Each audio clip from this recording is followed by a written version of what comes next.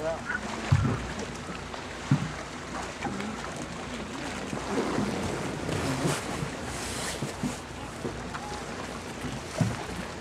In South America, they set up big platforms for these birds to come and food.